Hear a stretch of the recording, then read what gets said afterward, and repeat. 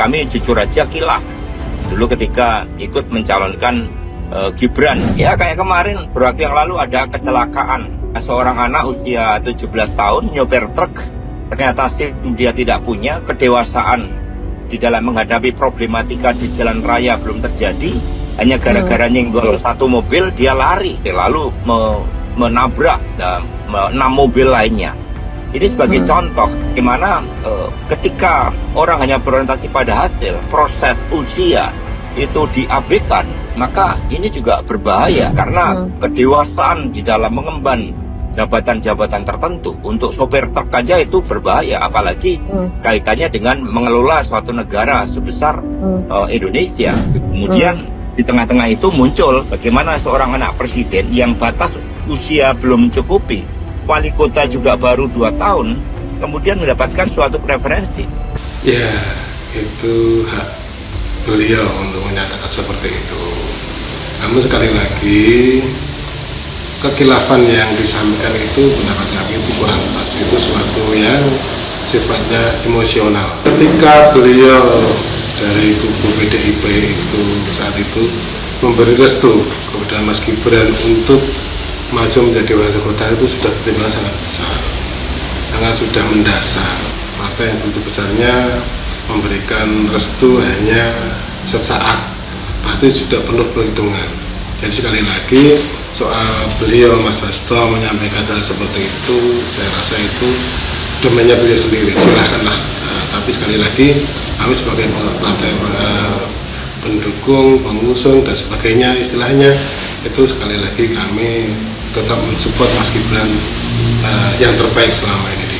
Kalau dari DPC sendiri memandang Mas Gibran selama kepemimpinan di Solo ini berarti sudah berhasil, Pak? Saya anggap berhasil. Beliau menjadi wali kota, kalau kita hitung 3 tahunnya tidak penuh. Kenapa tidak penuh? Karena sudah diserang dengan pandemi sedemikian hebatnya.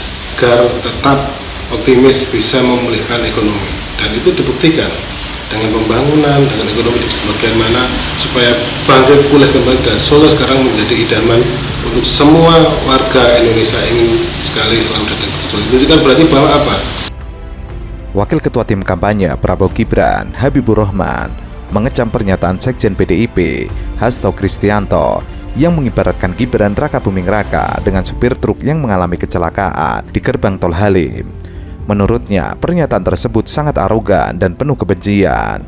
Dalam keterangannya, Habibur Rahman mengatakan bahwa pernyataan Hasto terkesan sangat arogan dan penuh kebencian hanya karena calon yang didukungnya kalah. Habibur Rahman juga memberikan penilaian terhadap Hasto Kristianto, memberikan nilai rendah yaitu 11 dari 10 dalam hal kewarganegaraan. Ia mengecam keras pernyataan saudara Hasto tersebut, terkesan sangat arogan dan penuh kebencian hanya gara-gara calon yang ia dukung kalah. Pernyataan tersebut kami melihat Pak Hasto adalah sosok yang berjiwa kerdil, ya, sebatas seorang politisi yang tidak bisa menerima kekalahan secara gentleman. Beliau terlihat sekali tidak dalam kapasitas sebagai negarawan, ya, negarawan yang harusnya menunjukkan sikap respect, ya, termasuk terhadap kompetitor. Pak Hasto ini bukan contoh yang baik buat generasi muda dan buat kita semua.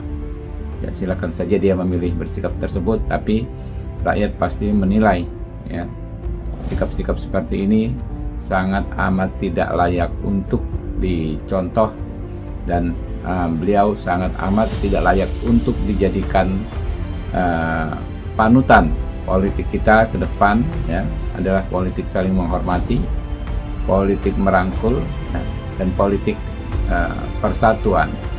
Jadi orang-orang seperti ini ya sepertinya akan tergilas oleh zaman. Menurut Habibur Rahman, dengan mengibaratkan Gibran sebagai supir truk tersebut, Hasto telah menghina kecerdasan pendukung paslon Prabowo Gibran. Ia juga memperingatkan bahwa Hasto bisa menjadi musuh bersama oleh pendukung Prabowo Gibran. Menyamakan Gibran dengan remaja supir yang menabrak di Halim sama dengan menghina kecerdasan rakyat pemilih Prabowo Gibran yang jumlahnya mendekati 100 juta. Jangan sampai puluhan juta pemilih Prabowo Gibran menjadikan Hasto sebagai musuh bersama. Faktanya, Gibran yang selama ini selalu ia remehkan mampu memenangi pemilu dengan sangat telak. Kami jujur aja kilaf dulu ketika ikut mencalonkan Gibran. Ya kayak kemarin beberapa waktu yang lalu ada kecelakaan.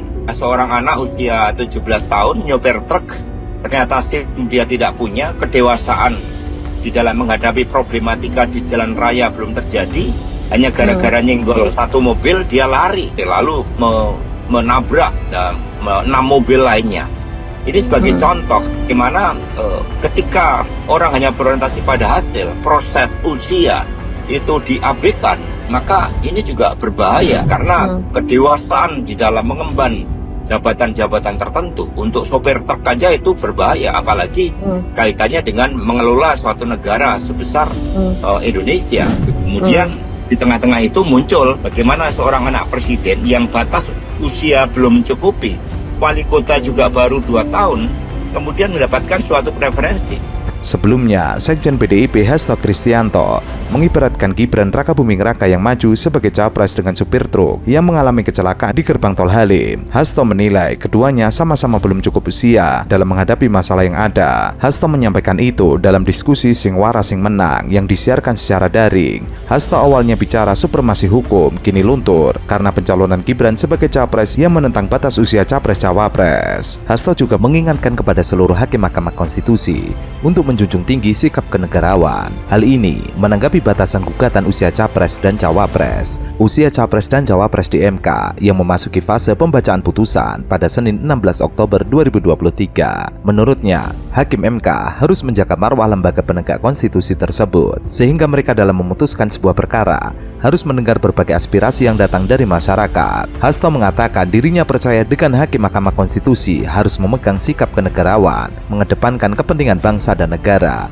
Sudah banyak suara-suara dari masyarakat yang disampaikan untuk menjaga marwah dari MK. Terkait dengan sidang MK, Mas, tanggal 7 besok seperti apa harapannya?